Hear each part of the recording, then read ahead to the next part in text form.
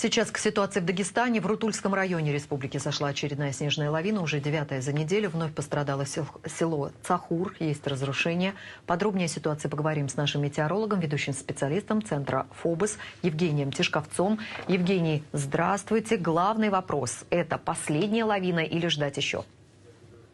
Добрый день. Спрогнозировать такое сложно, но в целом, особенно в субботу, в Дагестане сохранятся благоприятные условия для схода лавин.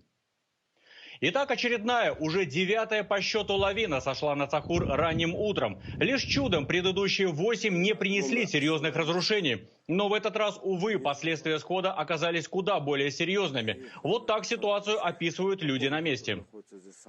Опять очередная лавина накрыла полностью почтовое отделение. Дом культуры, дома, сараи ушли. Администрация, встречного ток, ЛЭП ушли полностью. Что? Вот в 2 шагах остановился на мечети, медресе. Этот трактор тоже пострадал. Этот тоже остался. Последний сход снега в Цахуре случился еще в среду, но в четверг вновь прошли сильные осадки, так что очередную лавину ждали. Людей эвакуировали из опасных районов, но под завалами остался домашний скот. К тому же люди опасаются за сохранность местного медресе. Это уникальный памятник архитектуры XI века, одно из старейших высших учебных заведений Европы. Сегодня снежные массы остановились от него буквально в считанных метрах.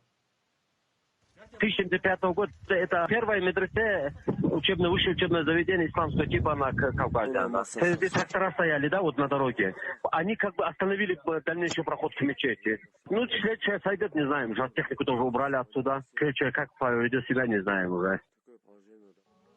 Дагестан не считается экстремальным регионом с точки зрения лавин, но юго-западной части республики это не касается. Здесь на каждый километр горной цепи приходится в среднем по 5 лавиноопасных участков. Что касается конкретно Цахура, то село располагается в долине реки Самур, по обеим сторонам небольшого ущелья. И где бы в высокогорье не сошла лавина, снег всегда попадает в это ущелье и приходит в Цахур с одной и той же стороны.